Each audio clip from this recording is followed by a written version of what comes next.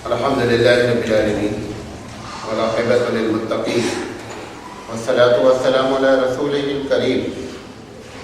أعوذ بالله من الشيطان الرجيم. بسم الله الرحمن الرحيم. لقد كان لكم في رسول الله أسوة حسنة. محترم حضرات، یہ سیرت رسول اکرم صلی اللہ علیہ وسلم پر سلسلے وار پروگرام چل رہا ہے اور آج اس کا 108 سیریل ہے.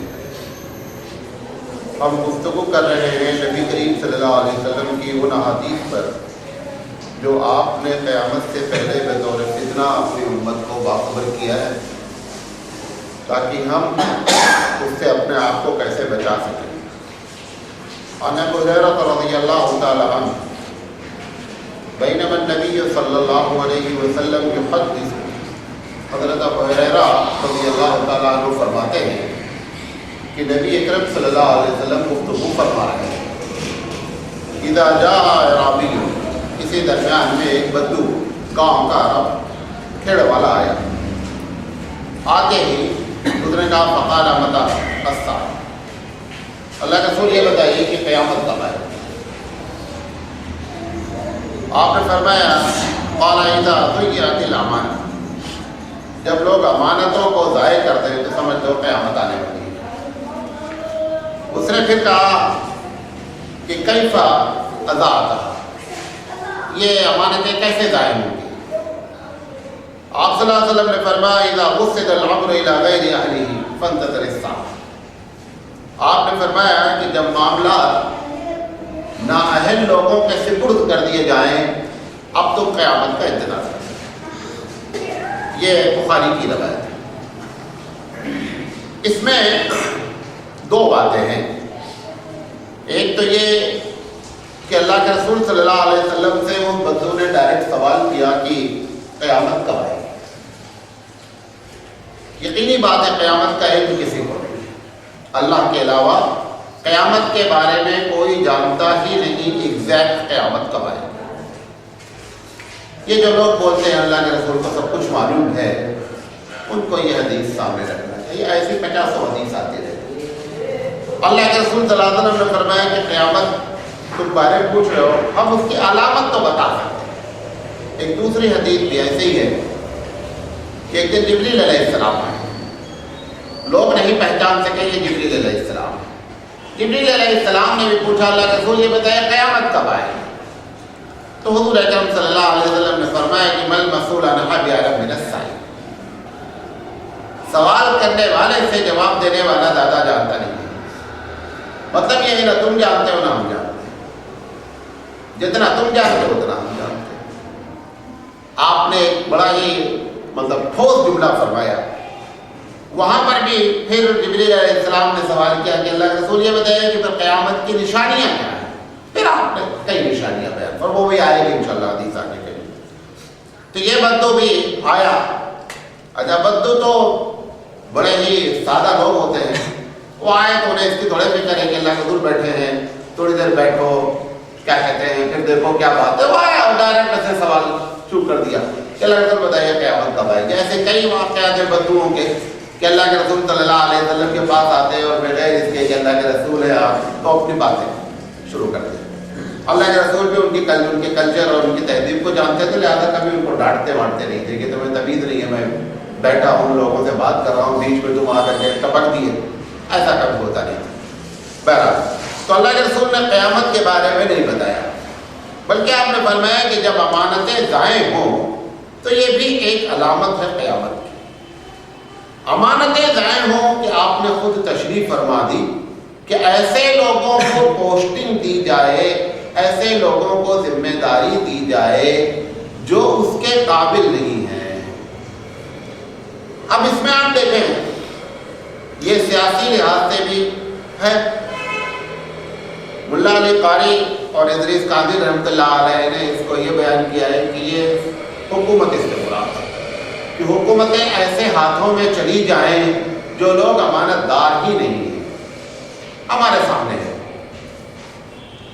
ہم جس ملک میں رہ رہے ہیں اس میں A to Z ایسے لوگوں کے ہاتھ میں حکومت ہے کہ جو امانت جانتے بھی نہیں کسے کہتے ہیں۔ اگر اس لحاظ سے اپنے ملک پر اس کو چسپاں کرنا چاہیں تو آپ اپنے ملک پہ اس کو چسپاں کر سکتے ہیں۔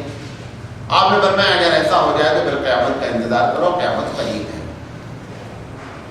کبھی کبھی آپ لوگوں کے دل میں بات آتی ہوگی کہ مولانا صاحب بھی کہتے رہتے قیامت قریب ہے قریب ہے، اللہ کے رسول بھی 1400 سال پہلے تو بولتے قیامت قریب ہے، قریب اب تک آئی نہیں نا۔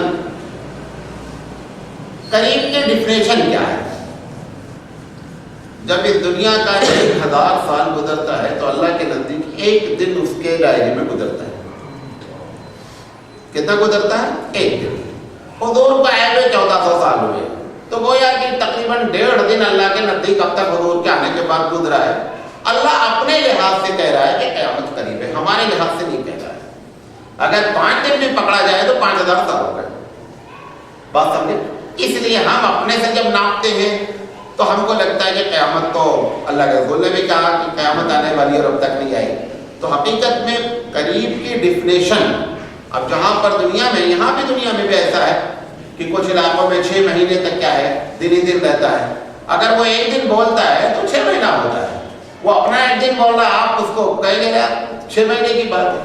تو اس دنیا میں بھی موجود ہے کہ جب وہ ایک دن بولتا ہے تو ہمارا کتنے دن ہوتا ہے؟ 6 مہینے ہوتا ہے۔ تو ایسے ہی پروردگار عالم جب بولتا ہے تو 1000 سال ہوتا ہے ایک دن کا۔ اس لحاظ سے یہ بات کہی جا رہی ہے کہ قیامت قریب ہے، لیکن کسی صحیح حدیث میں یہ ذکر نہیں ہے کہ وہ ہمارا جو دن ہے وہ 2 دن ہے یا 3 دن ہے۔ اس کو کسی کو معلوم نہیں ہے کہ قیامت کب آئے گی۔ اب اسکالرس اپنے اپنے طرز پر گیس مارتے رہتے ہیں۔ بعض لوگ کہتے ہیں بہت قریب ہے، 2025 تک جو ہے وہ معاملہ آئے، عیسیٰ علیہ السلام آ جائیں گے، دجال آ جائیں گے۔ یہ سب لوگوں کا اپنا ایک قیاس ہے، ہمارے پاس کوئی صحیح اور صریح جو ہے وہ دلیل موجود نہیں ہے۔ بہرحال اس سے ہر طرح کی امانتیں مراد ہیں، چھوٹی آرگنائزیشن سے لے کر کے آپ دیکھیں بڑی بڑی تنظیموں کے جو ڈائریکٹرز ہیں، بڑے مساجد کے جو ٹرسٹی ہیں، ایک بڑی تعداد ایسے لوگوں کے ہیں جن سے مسجد سے کوئی تعلق ہی نہیں ہے، مسجد کے ٹرسٹی بنے بیٹھے ہوئے، نماز تک نہیں پڑھتے ہیں قاعدے سے، نماز تک پابندی سے نہیں پڑھتے ہیں مسجد کے متولی ہیں۔ تو یہ نیچے سے لے کر حکومت تک کی بات ہے، ہر جگہ جو جہاں موجود ہے وہ آپ دیکھیں کہ وہاں پر ایسے لوگوں کے ہاتھوں میں چابیاں دے دی گئی ہیں جن کو اس چابی کا شعور ہی نہیں ہے۔ اسی کی طرف اللہ کے رسول صلی اللہ علیہ وسلم کا اشارہ ہے۔ دوسری حدیث بھی بخاری کی ہے، عن ابی ہریرہ رضی اللہ تعالی عنہ قال قال رسول اللہ صلی اللہ علیہ وسلم یاتی علی الناس زمان۔ حضرت ابو ہریرہ فرماتے ہیں کہ اللہ کے رسول صلی اللہ علیہ وسلم نے فرمایا کہ لوگوں پر ایک زمانہ آئے گا، لا يبال المرء ما اخذ منه من الحلال ام من الحرام۔ آپ نے فرمایا کہ لوگ اس بات کی پرواہ ہی نہیں کریں گے کہ ہم جو کر رہے ہیں وہ حلال ہے یا حرام ہے۔ یہ ہم کو 2-4 چیزیں حرام کی لسٹ میں معلوم ہے، سور حرام ہے، شراب حرام ہے، زنا حرام ہے۔ ابھی 2-3 دن پہلے کی بات ہے، ایک مدرسے میں تو ہم نے کہا میں بامبے جا رہا ہوں، ہم نے کہا اتنی جلدی ٹکٹ مل جائے گا؟ انہوں نے کہا نہیں، بس میں دلال ہوتے ہیں، 500 روپے کا ٹکٹ ہوتا ہے، 300 روپے میں ڈال دیتے ہیں، ہم بامبے پہنچ جاتے ہیں۔ ہم نے کہا تو حرام ہے؟ کہا میں نے تو کبھی سوچا ہی نہیں۔ ابھی آپ کو ایک ٹی ٹی کہتا ہے آپ کے پاس 2nd کلاس کا ٹکٹ ہے، اے سی میں بیٹھ گئے، کہتا ٹھیک ہم دیکھ لیں گے، آپ بڑے آرام سے سفر کرتے چلے جاتے ہیں اس کے ساتھ۔ کیوں؟ کیونکہ ہم نے یہ سمجھا ہے کہ ہم نے شراب نہیں پی، شراب حرام ہے، ہم نے شراب تھوڑے ٹچ کی، ہم نے زنا نہیں کیا، ہم جوا نہیں کھیلے، ہم نے سود نہیں لیا، چند موٹے موٹے حرام کی لسٹ ہم نے اپنے ذہن میں ڈال رکھی ہے، لہذا ہم اس بات کی پرواہ ہی نہیں کرتے ہیں کہ یہ جو ہم کرنے جا رہے ہیں وہ حرام ہے یا نہیں ہے۔ اسی بات کی طرف اشارہ ہے کہ ایسا وقت آ جائے گا کہ لوگ کیئر ہی نہیں کریں گے کہ ہم جو کرنے جا رہے ہیں وہ حلال ہے یا حرام ہے۔ امن الحلال اور من الحرام، بخاری کی روایت۔ اچھا، جب کبھی حرام کرتے ہیں ہم، آپ کو ایک کسوٹی دے رہا ہوں، اپنا مفاد ہوتا ہے اس کی بنیاد پر حرام کاری ہوتی ہے۔ جتنے بھی حرام کام ہوتے ہیں، جیسے میں نے حوالہ دیا کہ وہ دلال کہہ رہا ہے کہ 300 روپے لے کر کے ہم 2 کو بٹھا دیں گے، بس خالی جا رہے گی. جس کا فائدہ ہے 200 روپے کا ہمارا، وہ 300 بھی ٹکٹ نہیں بنائے گا. 300 دلال کا فائدہ ہے، 200 ہمارا فائدہ ہے. سب سے زیادہ ہم کو الرٹ رہنا چاہیے اپنے مفاد کے وقت میں، کہ ہمارا جہاں پہ مفاد ہے وہاں پہ شریعت کا مفاد ہے یا نہیں ہے. جب تک شریعت کے مفاد کو اس وقت سامنے نہیں رکھیں گے. بجلی کا بل ہے، بڑی بڑی فیکٹریاں مسلمان اتنی بڑی بڑی گاڑی رکھے ہوئے ہیں، بل گھما لیتے ہیں میٹر، اور ان کو یہ محسوس بھی نہیں ہے کہ یہ مجھ سے غلط ہو رہا ہے. ایک الیکٹرک ڈپارٹمنٹ خسارے میں جائے گا، کیوں جا رہا ہے؟ کیا وجہ خسارے میں جانے؟ اچھا، وہ جو بندہ آ کر کے میٹر گھما رہا ہے یا میٹر میں کچھ لگا دیتا، میٹر چلتا ہی نہیں ہے، بندہ آرام سے نماز بھی پڑھ رہا ہے، روزہ بھی رکھ رہا، حج کر کے بھی آیا ہے، میٹر بھی گھما رہا ہے. یہ ہماری صفتیں پیدا ہو رہی ہیں، یہ اسی کے اشارہ ہے کہ جہاں جہاں مفاد ہوگا ہم شریعت کو سامنے نہیں رکھتے ہیں. ہم صرف اس جگہ شریعت کو سامنے رکھتے ہیں جو موٹی موٹی چیزیں ہیں.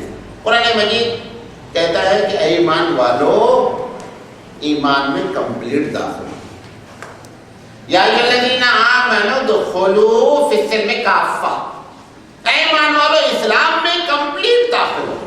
ایک مرتبہ ایمان لے آئے، پھر اللہ تعالیٰ کو کہنے کی کیا ضرورت ہے کہ ایمان میں داخل، میں مان لے لا الہ الا اللہ محمد رسول اللہ، لا الہ الا اللہ محمد رسول اللہ، لیکن میٹر بھی تو گھما رہے ہو. وہ میٹر بھی صحیح چلنا چاہیے. ٹکٹ لیے بغیر سفر کر رہے ہو. مولانا تھانوی علیہ الرحمہ نے ایک صاحب کو خلیفہ بنایا، بڑے نیک آدمی تھے. کچھ دن کے بعد وہ مولانا سے ملنے آئے تو ان کے ساتھ ایک بچہ، یہ سب ہم لوگ کرتے ہیں، غور سے سنیے گا. بچہ تھا تو رات میں پہنچے، مولانا نے پوچھا کہ کس ٹرین سے آئے؟ کفرا ٹرین سے آئے. کہا یہ بچے کا ٹکٹ لیا؟ کہا کہ نہیں. میں نے پوچھا بچے کی کتنی عمر ہے؟ میں نے کہا 14 سال ہے، دیکھنے میں لیکن 10 سال کا لگتا ہے. تو ٹکٹ اس کا ہم نے کیا لیا ہے؟ آدھا لیا ہے. مولانا نے کہا کہ میں نے جو تم کو خلافت دی تھی وہ پہلے واپس کرو. خلافت سے درخواست کر دیا. انہوں نے کہا تم کو یہ تمیز ہی نہیں ہے کہ حرام کسے کہتے ہیں اور حلال کسے کہتے ہیں. آپ بتائیے ہم یہ سب کتنا کام کرتے ہیں. بہت کم لوگ ہیں جو ایگزیکٹ بچے 1-2 سال تو آپ چھپا ہی سکتے ہیں. بھائی ہر وقت تو برتھ سرٹیفکیٹ لے بندہ نہیں پوچھتا ٹی کہ بھائی برتھ سرٹیفکیٹ دکھلاؤ، ٹھیک ہے. لیکن جہاں پر ریکارڈ ہو رہا ہے اس کو تو 1 سیکنڈ معلوم ہے کہ بچے کی عمر کتنی ہو رہی ہے نا. وہاں سے تو ہم نہیں بچ سکتے نا. یہ سب ہمارے اندر داخل ہے. ہم موٹی موٹی چیزوں کو پکڑ رکھے ہیں اور ان چیزوں کے بارے میں ہم نے اپنے اوپر کبھی غور بھی نہیں کیا ہے کہ یہ ہم سے غلطیاں ہو رہی ہیں. یہ تو میں ایک دو مثال دیا، ایسے ہی ہزاروں چیزیں ہیں. جو لوگ تجارت کرتے ہیں بے شمار ایسے واقعات ان کے ساتھ پیش آتے رہتے ہیں. ابھی ٹریفک پولیس والا چیک کرتا ہے، روکا ہو سکتا. آپ 2-4 چیزیں چیک کرتا ہے، بھائی ہیلمٹ قانون ہے نہیں لگا ہے، لائسنس چیک کرتا ہے، گاڑی کا پیپر چیک کرتا ہے. آپ تینوں چیز کمپلیٹ نہیں ہے، 100 روپے لو گئی. وہ 100 روپے اس کی جیب میں گئے، اس نے سوچا بھی نہیں کہ یہ ہم نے حرام کام کیا ہے اور جمعہ پڑھ کے نکلے. جب پکڑے گئے ہیں تو جمعہ پڑھ کے نکلے، کلفدار ٹوپی لگا کے وائٹ کرتا پہن کر کے موٹر سائیکل سے جا رہے ہیں اور اس نے جو ہے غلطی پر پکڑ لیا، 100 روپے تھمایا اور آگے گئے اور جا کر آگے بیان بھی کرے 100 روپے میں کام کر دیا. احساس بھی نہیں ہے کہ جمعہ بھی پڑھ کر آئے ہیں، اللہ کے دربار سے آئے ہیں، یہ ہم نے غلطی کی. یہ سب ہم ڈیلی کرتے ہیں. آپ لوگ ایسا سن رہے لگتا ہے کہ کوئی مولانا دوسرے دنیا کی بات کر رہے ہیں، ہم آپ کی باتیں کر رہے ہیں. یہ ہماری زندگی بھی اس کو ختم. اس کی وجہ سے کیا ہوتا ہے معلوم آپ کو؟ یہ جو پھر آپ کہتے ہیں مولانا نماز پڑھتے ہیں دل نہیں لگتا ہے، روزہ رکھتے ہیں کوئی تبدیلی نہیں آتی، حج کر کے آ گئے ویسے ہی ویسے. یہ کیا ہے؟ گھڑی کا ڈائل ٹائم نہیں بتاتا ہے. ڈائل گھڑی اس کے پردے گھڑی کے ہونے کے، جب پردے گھڑی کے ہوں گے تو ٹائم بتائے گا. پردے تم نے لگا رکھے ہیں حرام حلال کے الگ الگ. دیکھنے میں ڈائل ہے مولانا صاحب کرتا پاجامہ پہنے, داڑھی پہنے لگائے ہوئے, کلمدار ٹوپی لگا کے جمعہ پڑھ کے, یہ ڈائل ہے. اندر کے پردے اسلامی لگاؤ, نتائج برآمد ہونا شروع ہو جائیں گے. جب تک اندر کے پردے نہیں ہوں گے تب تک نتائج برآمد نہیں ہوں گے. ایسے ہم شکایت کرتے رہیں گے, مولانا تقریریں بھی سن رہے ہیں, نمازیں بھی پڑھ رہے ہیں, لیکن اندر سے کوئی تبدیلی نہیں آ رہی ہے. وہ ہیلمٹ والا معاملہ بھی حل کرو, وہ میٹر والا معاملہ بھی حل کرو, وہ ٹکٹ والا معاملہ بھی حل کرو. یہ سارے معاملات اللہ اور اس کے رسول کے بتائے ہوئے قانون کے مطابق حل کرو, حل ہو جائے گا. شروع زمانے میں مطلب آج کے 40-50 سال پہلے ٹی ٹی کم ہوتے تھے, گارڈ صاحب بھی پوری گاڑی کے ذمہ دار ہوتے تھے. تو مولانا تھانوی علیہ الرحمہ دیوبند سے چڑھے سہارنپور جا رہے تھے. گارڈ صاحب جان پہچان کے تھے, یہ ٹکٹ کا ٹائم نہیں تھا, جلدی سے چڑھ گئے کہ گارڈ صاحب سے بنوا لیں گے. گارڈ صاحب نے کہا بیٹھ جائیے. وہ گارڈ صاحب جان پہچان کے تھے. مولانا کا ٹکٹ بنا تو کہا حضرت میرے رہتے ہوئے آپ ٹکٹ.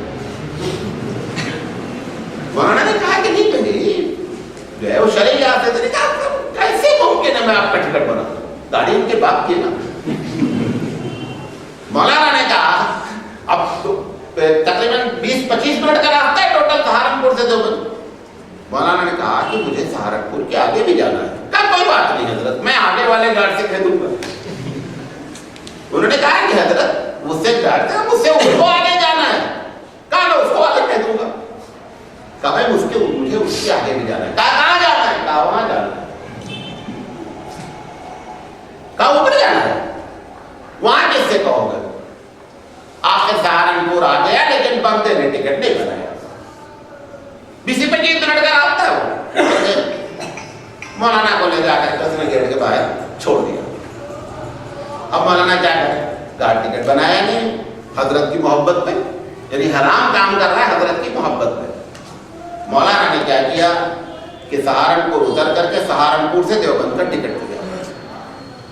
ٹکٹ لے کر پھاڑ کر پھینکا کہ سرکار کے اکاؤنٹ میں اتنا پیسہ جانا چاہیے کیونکہ میں نے اس سروس کو استعمال کیا ہے. یہ ہے اسلام میں کمپلیٹ داخل ہونے کی بات. ہم ان چیزوں کو محسوس, لوگ آتے ہیں جمعہ میں جا کر کے کرچیف مسجد میں رکھ دیتے کہ میں ابھی 15 منٹ کے بعد آنے والا ہوں. کرتے نہیں کرتے؟ ارے بولو یار, کرتے ہی نہیں کرتے. ایک دم جائز نہیں. مسجد کس کی زمین؟ اللہ کی. جب تمہیں ترکیب وہاں جا کر کے رکھے, اب جا رہے ہیں استنجا کر رہے ہیں, بالکل اطمینان ہے کہ میں پھلانتے ہوئے آگے پہنچ جاؤں کہ میری ترکیب وہاں ریزرویشن کی سیٹ ہماری رکھی ہوئی ہے. آپ نے وقف للہ کے جب زمین کو اپنے لیے وقف کر دیا اتنی دیر کے لیے, یہ جائز نہیں ہے. ہم کو کہاں یہ غلطی ہو رہی ہے؟ اللہ کے دربار میں. مولانا تھانوی علیہ الرحمہ کا واقعہ ہے.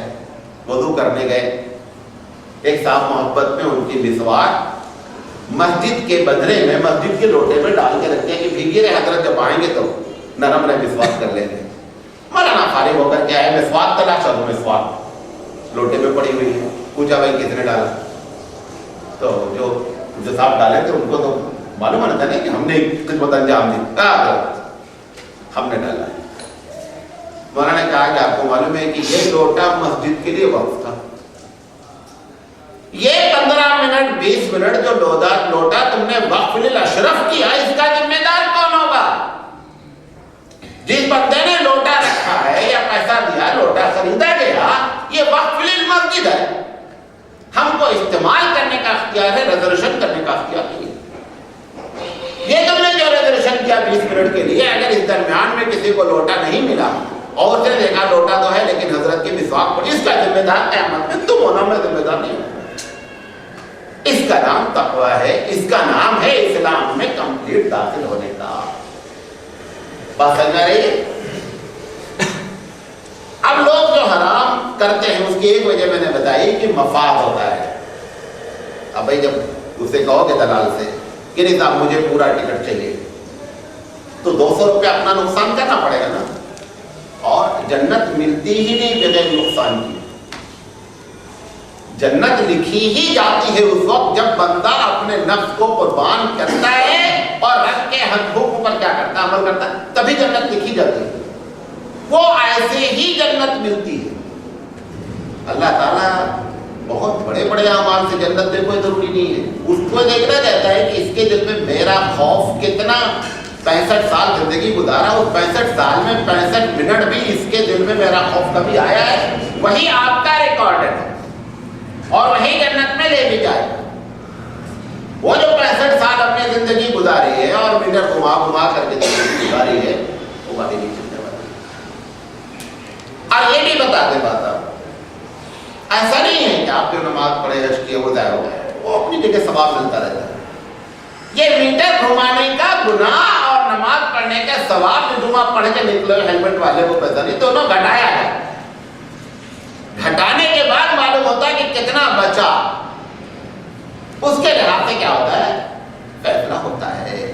لہذا زندگی کے کمپلیٹ لائن میں داخل ہو, حرام اور حلال سے پرہیز کرنے کی کوشش کریں. جتنے لوگ دنیا میں حرام کرتے ہیں اس کی بنیادی وجہ میں نے 4 نوٹ کی ہے. سب سے پہلے, ہم جس اسٹیٹس پہ ہیں, جس معیار کی زندگی گزار رہے ہیں, اس کے اوپر والے کو اچیو کرنا چاہ رہے ہیں. ساری پرابلم وہاں ہے. اگر آدمی یہ طے کر لے کہ ہم کو اللہ نے جتنا دیا ہے, ایک آدمی کل ایک صاحب آئے, مرمیاں آئے کہ نہیں آئے, نہیں, کل ایک صاحب آئے, انہوں نے کہا مولانا میں نے بزنس بڑھانے کے لیے بڈی پر پیسہ لیا ہے, میں دیتا نہیں کسی کو, مطلب سود پہ پیسہ میں نہیں دیتا, میں لیا ہوں پیسہ, مجھے سود دینا, یہ کیا ہے؟ اب نے کہا تجارت بڑھانے کے لیے لیا ہے نا, کیا ضروری ہے کہ ہم بڑی تجارت کے تحت ہی زندگی گزاریں؟ آپ دیکھیں اللہ نے کیسا سسٹم رکھا ہے مارکیٹ میں. ایک شرٹ 25 روپے کی بھی ملتی ہے اور ایک شرٹ 2500 کی بھی ملتی ہے. وہ اسی لیے رکھا اللہ نے سسٹم. صرف 2500 والا رکھتا شرٹ, تب یہ پرابلم ہو جاتی کہ صاحب وہ جس کی تنخواہ 300 روپے ہے ڈیلی کما رہا, وہ 25 والی شرٹ 2500 والی کیسے خریدے گا؟ کسی بھی چیز میں اللہ نے رکھا ہی نہیں ایسا, پوری دنیا کو ایسا سسٹمیٹک بانٹ رکھا ہے. کوئی بھی چیز یہ ہے ہم نے اس کے اوپر کارپیٹ بچھایا, نہ کارپیٹ بچھاتے ڈائریکٹ پلاسٹر کرا دیتے, پلاسٹر نہ کرتے صرف اینٹ بچھا دیتے. اب اس کارپیٹ کے اوپر بھی آپ چاہیں تو پھر اور کارپیٹ بچھا دیں, جتنا چاہیں آپ اپنے اسٹیٹس کو بلند کرتے جائیں. ہر چیز میں پروردگار عالم نے اس کو رکھا, کھانے سے لے کر کے ہر چیز میں اسی وجہ سے رکھا ہے کہ آپ یہ نہیں کہیں کہ ہماری انکم میں ہمارا اسٹیٹس. کوئی ضروری نہیں ہے دنیا میں ہم مالدار ہو کر کے زندگی گزاریں. یہ اگر طے کرنے اتنا سکون مل جائے گا جس کا کوئی جواب نہیں. جیسے اس کو آپ نے چھوڑا اور دوسرے کے مال پہ نظر گئی, وہاں پر حرام کرنا ہی کرنا ہے. جتنے لوگ اس قسم میں لگے ہوئے ہیں اس میں زیادہ تر حرام پیسے آ ہی رہے ہیں. تو اسٹیٹس کو بلند کرنے کی نیت چھوڑ دیں, حرام سے اپنے آپ کیا ہو جائیں گے, بچ جائیں گے. اللہ تعالیٰ کا شکر ادا کریں کہ جو دیا ہے قناعت کریں. قناعت کرنے کے بعد انشاءاللہ مسئلہ حل رہے گا. لیکن یہ کہنا بہت آسان ہے, کرنا. اور یہ بھی آپ کو پتا ہے جنت ملتی ہی اسی چیز میں جو مشکل ہوتا ہے. یہ آسان میں جنت نہیں ملتی ہے, کیونکہ جنت بھی تو بہت بڑا ٹارگیٹ ہے, چھوٹی چیز تو ہے نہیں. جنت بھی اس میں ہم جانا چاہ رہے ہیں, اور چھوٹی موٹی چیز تو نہیں, تو بہت بڑا ٹارگیٹ.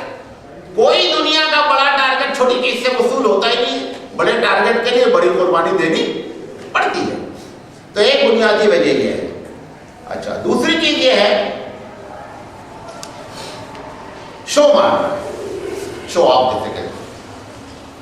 کتنے لوگ کپڑا پہنتے ہیں, عطر لگاتے ہیں, بال جھاڑتے ہیں, اپنے لیے نہیں بیچارے, دوسروں کے لیے.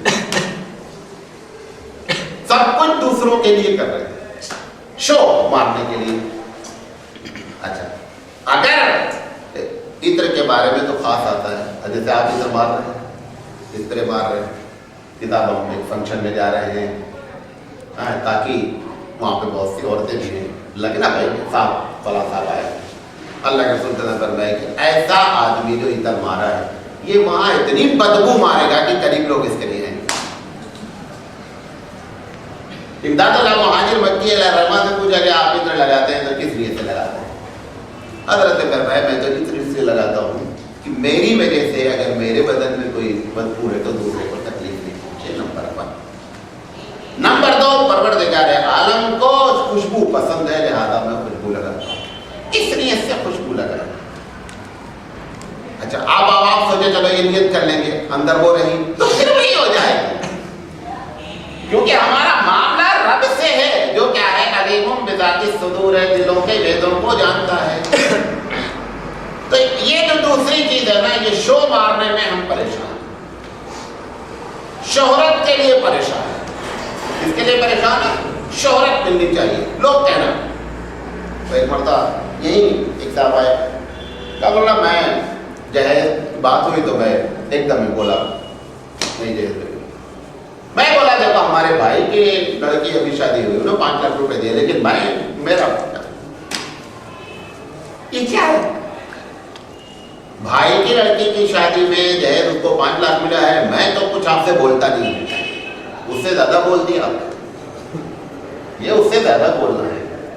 یہ سب ڈنڈی کس سے ماری جا رہی ہے؟ اللہ سے ماری جا رہی ہے۔ کیا عقیدہ رکھتے اللہ کے بارے میں؟ سب کچھ جانتا ہے۔ یہ شوبادیاں، یہ ساری چیزیں، یہ جو آپ دیکھتے نا کہ لوگ اللہ والے بن جاتے ہیں، وہ ان چیزوں پر کنٹرول کرتے ہیں۔ دل کو صاف کریں، تقویٰ اختیار ہو جائے گا۔ جتنا بھی آپ عمل کرتے جائیں، یاد رکھیں کہ عمل نام ہے نہیں تقوی کا۔ اور سے سنیں، یہ عبادتیں تقوی کا نام نہیں ہے۔ تقوی میں تقوی کے معنی میں ہی بچنا ہے۔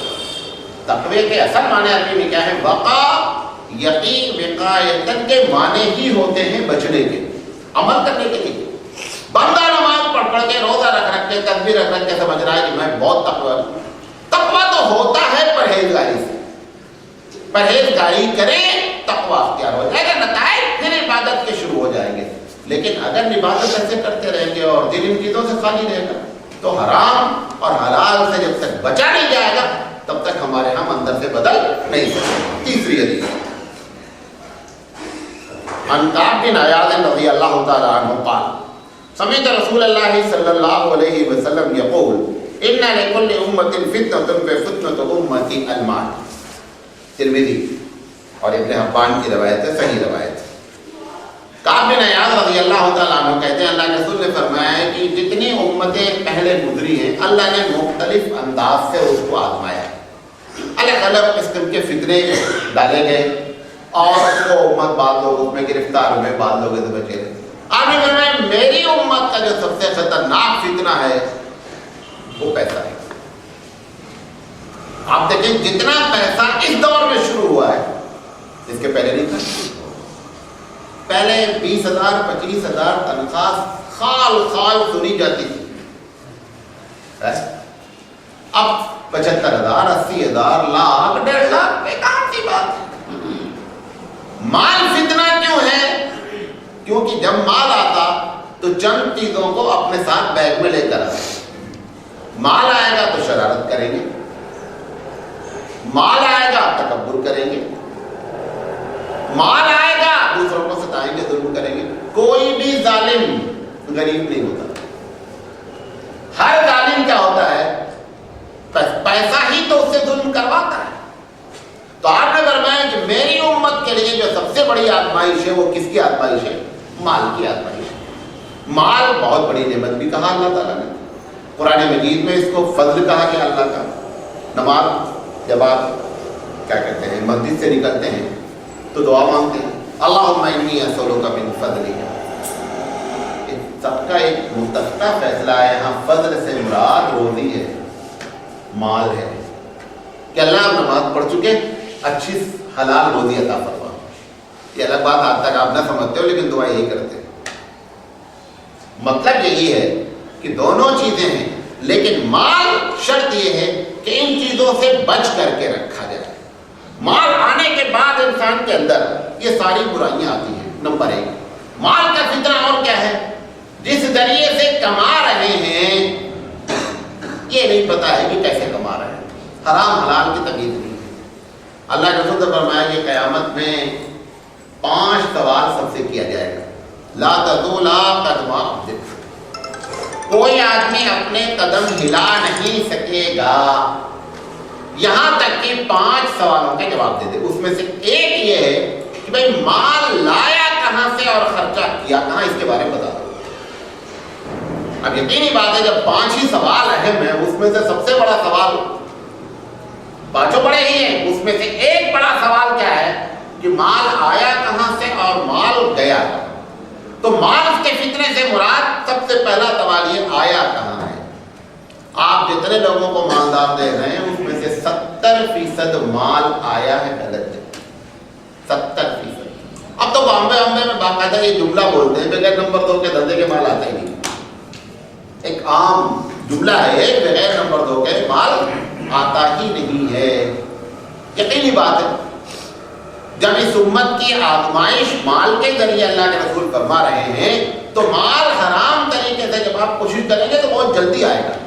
کوئی بھی آدمی یہ اگر طے کر لے زندگی میں کہ مجھے مالدار بننا ہے, اس سے کوئی بحث نہیں کہ حلال ہے حرام, آپ آرام سے مالدار بن جائیں گے, بہت آسانی سے مالدار بن سکتے ہیں. اللہ کے رسول صلی اللہ علیہ وسلم اپنی امت کے لیے یہ خدشہ ظاہر کر رہے ہیں. لہذا مال کے فتنے سے مراد سب سے پہلا سوال یہ ہے کہ مال آیا کہاں سے. دوسرا سوال یہ ہے کہ مال خرچہ کہاں کیا گیا. یہ بہت بڑا سوال ہے کہ مال خرچ کہاں کیا گیا. ایک صاحب نے کہا مشاعرہ ہے جس میں آپ مدد کیجیے. ہم نے کہا ٹھیک ہے, ہم ایک شرط پہ مدد کریں. کیا تھا؟ اس پیسے کے بارے میں اگر قیامت میں سوال ہونا تو تم جواب دینا میری جگہ پہ, پیسے میں دے دیتا. انہوں نے کہا مولانا پیسہ دے جائے نہیں تو میں اس کا جواب نہیں دیتا.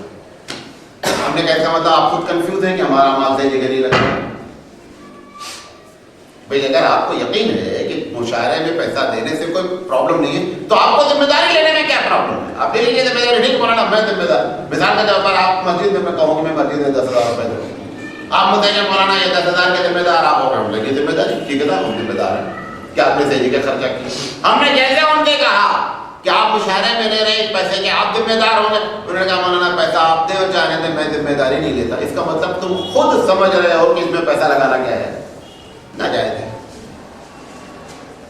ایسے ہم کتنے کام, یہ مجھے اس لیے ایسی مثال دی ہے مشاعرے والی کہ بقیہ تو جو بڑے بڑے خراب کام کر رہے ہیں وہ تو اپنی جگہ پر ہیں, بہت سے اچھے کام کرنے میں.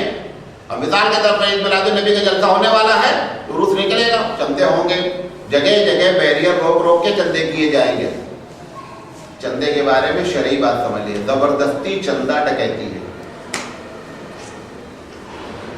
زبردستی چندہ کیا ہے, ڈکیتی ہے. چندے کے لیے لازم ہے کہ وہ آدمی طیب نفس طیب خاطر اپنے دل سے پیسہ دے. آپ نے بیریئر روکا, گاڑی سے نظام چندہ دو, مجبور ہو کر کے آپ نہیں دیں گے, گاڑی توڑ پھوڑ, دوسرا ہنگامہ شروع. کبھی کبھی ہم کو غیر مسلموں کے ساتھ میں معاملہ پھنس جاتا ہے.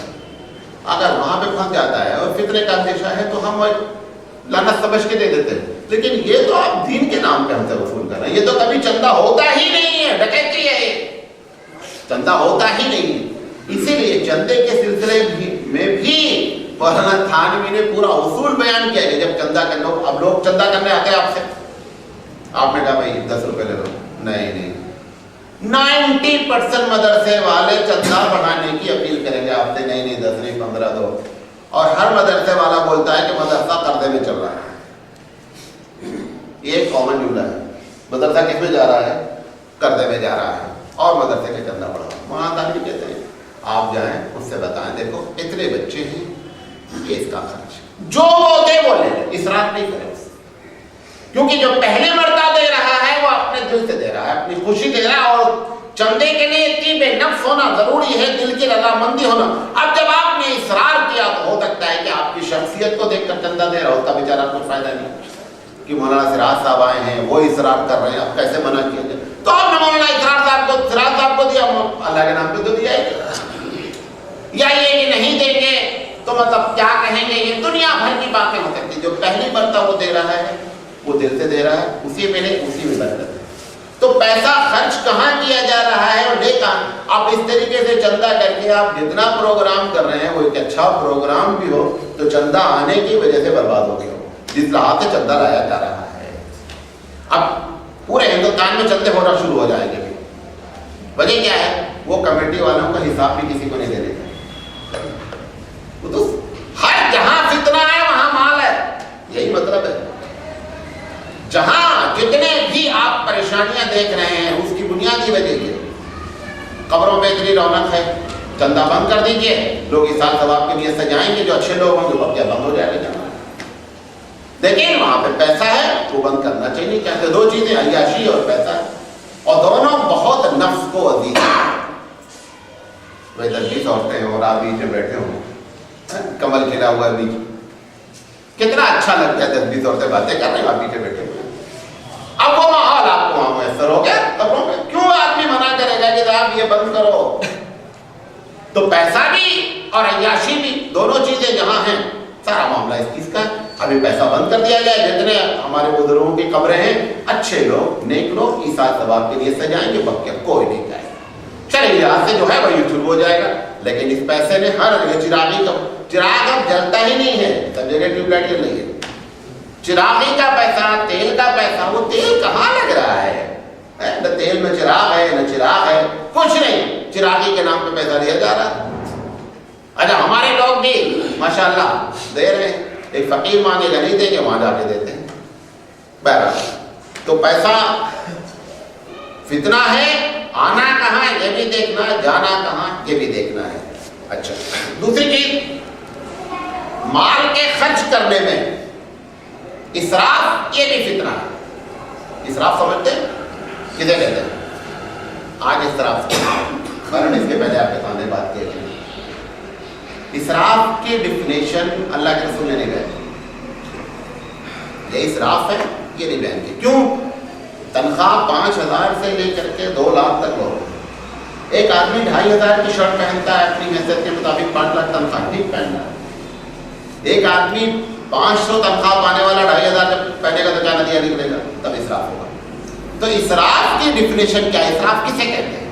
ایک آدمی گھر بنا رہا ہے 2 کروڑ روپے کا بنا رہا ہے، ایک آدمی کہہ رہا ہے 30,000 روپے دے تو ہم اپنا کٹیا بنا رہے ہیں۔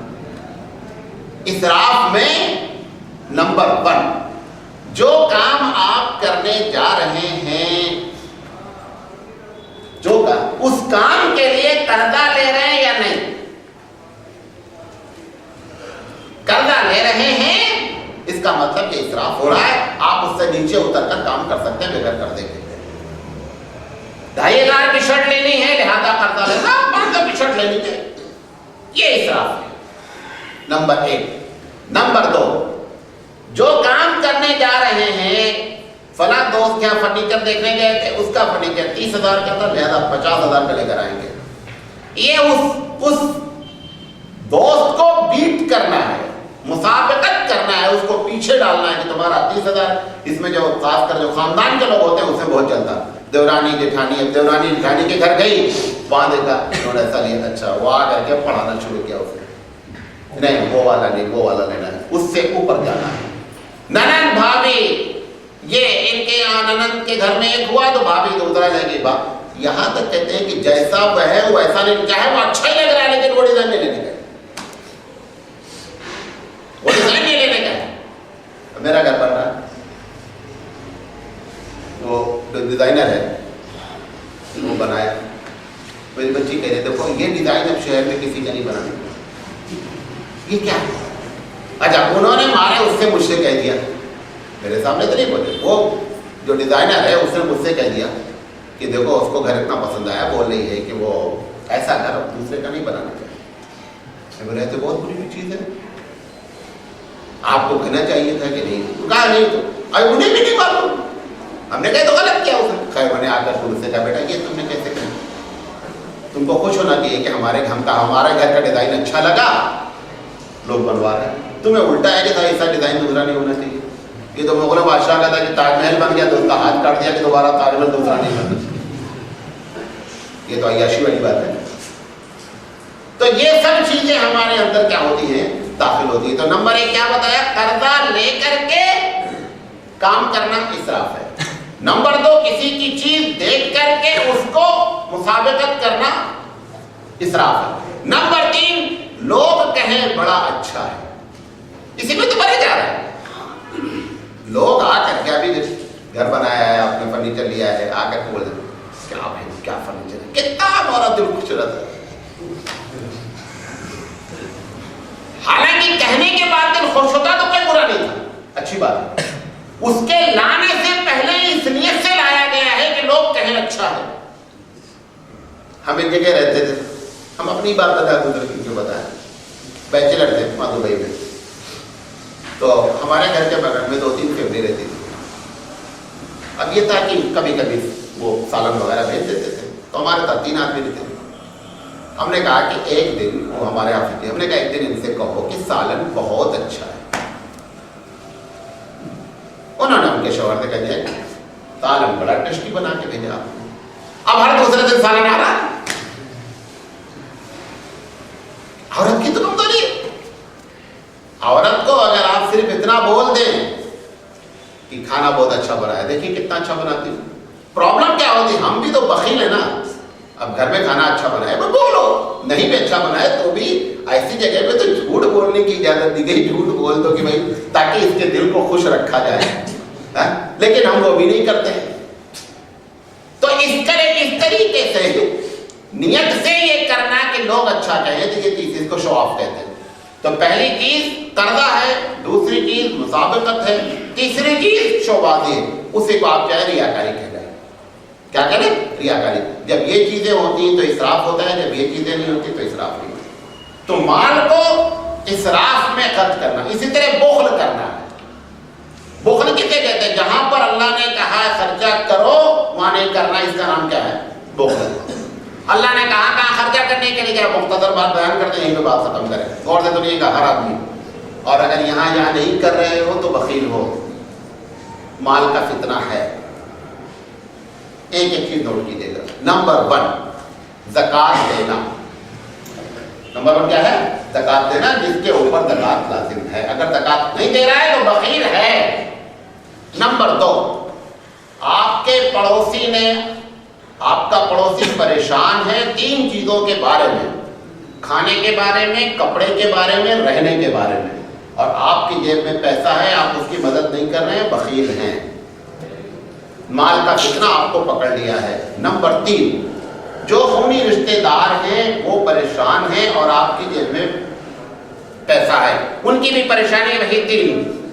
کپڑا نہیں ہے سطر ڈھانپنے کے لیے, کھانا نہیں ہے پیٹ بھرنے کے لیے, چھت نہیں ہے دھوپ ہوا پانی سے بچنے کے لیے. یہ 3 چیزیں پریشان ہیں آپ کے بلڈ ریلیشن, اور آپ کی ہماری جیب میں پیسہ ہے, ہم گنہگار ہیں. نمبر 4 ایک آدمی نے آپ سے کہا کہ بھائی مجھے بھوک لگی ہے, شہر میں کہیں بھی, اور آپ کے دل میں یہ بات اتر گئی کہ بندہ بات صحیح کہہ رہا ہے, بھوکا ہے. لازم ہے کہ آپ اس کو کھانا کھلائیں اگر آپ کی جیب میں پیسہ ہے. چاہے آپ نے زکات بہت پہلے ختم کر دی دے کر کے, یہاں پر آپ کو دینا لازم ہوگا. ہاں ایک آدمی کہہ رہا ہے میں بھوکا ہوں, اور آپ کہتے ہیں شہر میں ایسے لوگ گھومتے رہتے ہیں, کوئی تب نہیں گناہ, لیکن اس نے کہا اور آپ کے دل میں بات کیا ہو گئی, اتر گئی, جہاں بندہ صحیح کہہ رہا ہے ایسی جگہ پر آپ پیسہ نہیں دیں گے, گنہگار ہو جائیں گے. 5ویں جس جماعت سے آپ جڑے ہوئے ہیں اس جماعت کے امیر نے اپیل کر دی کہ آپ فلاں مد میں اتنے % دیں, اور آپ کی جیب میں پیسہ ہے آپ نہیں دیں گے, گنہگار ہوں گے. نمبر 6 اگر عزت بچانے کی بات آئی اور آپ اپنی عزت بچانے کے لیے پیسہ نہیں خرچ کیے تو بھی گنہگار ہیں. اس کے میں نے آپ کو ایک مثال مردہ دی تھی, ٹرین پہ ہجڑے چڑھتے رہتے ہیں, دیکھا ہے نا, ٹرین پہ ہجڑے چڑھتے, وہ چڑھ چڑھ کر لوگوں سے پیسے مانگتے ہیں. اب اگر آپ پیسہ نہیں دیں گے تو آپ کی کیا کرتے ہیں, بے عزتی کرتے ہیں. وہاں پر ان کو پیسہ دینا ہے, دے کر کے اپنی عزت کو بچانا ہے. اللہ کے رسول فرمایا عزت کو بچانا بھی ایک مومن کی ذمہ داری ہے. ہم کو کسی بھی جگہ شریعت نے ڈارک میں نہیں رکھا ہے, ہر جگہ ہماری کیا کی ہے, رہنمائی کی ہے. اتنی جگہ جب پیسہ خرچ نہیں کیا جاتا تو اس کو بخل کہتے ہیں. اللہ تعالیٰ سے دعا ہے کہ اللہ تعالیٰ کہنے سے زیادہ عمل کرنے کی توفیق عطا فرمائے. وآخر دعوانا ان الحمدللہ رب العالمین. سبحان اللہ و بحمدہ, سبحانک اللہم و بحمدک, اشہد ان لا الہ الا انت, استغفرک.